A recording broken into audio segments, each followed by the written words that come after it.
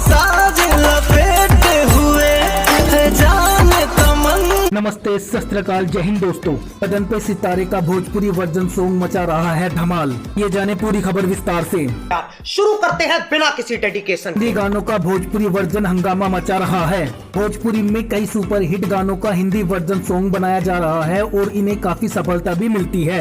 और आपको बता दें कि इसी तरह एक हिंदी गाने का भोजपुरी वर्जन रिलीज किया गया है। इस हिंदी गाने के भोजपुरी वर्जन को हिंदी के प्रसिद्ध पर्स गायक मोहम्मद रफी को समर्पित किया गया है। इस गाने को भोजपुरी के सुपरस्टार कलाकार विजय चौहान और MMS कांड में चर्चा में आई भोजपुरी की ट्रेंडिंग गर्ल शिल्पी राज ने गाया है। गाने के भोजपुरी वर्जन के साथ लिखा गया है कि विजय चौहान और शिल्पी राज के संग नाच रही है पूरी ऑडियंस।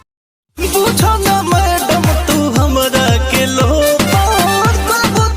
गाने के बारे में बता दें कि यह गाना 1969 में आई फिल्म प्रिंस का गाना है, जिसके भोजपुरी वर्जन को दर्शकों का खूब प्यार मिल रहा है। इस रेट्रो गाने बदन पे सितारे के भोजपुरी वर्जन का संगीत भी बेहतरीन है। इस गाने के वीडियो में विजय चौहान के साथ कशिश सिंह नजर आ रही हैं। इस वीडियो में इस गाने को रिक्रिएट करने के लिए गीत के बोल आकाश गुप्ता ने लिखे हैं और इस गाने का संगीत शुभम राज ने दिया है। तो दोस्तों, बदन पे सितारे के भोजपुरी वर्जन वीडियो सॉन्ग के बारे में आपको क्या कहना है, अपनी राय कमेंट बॉक्स में जाकर जरूर दें और ऐसी ही जानकारी पाने के लिए चैनल को दिल से लाइक करके सब्सक्राइब करना ना भूलें।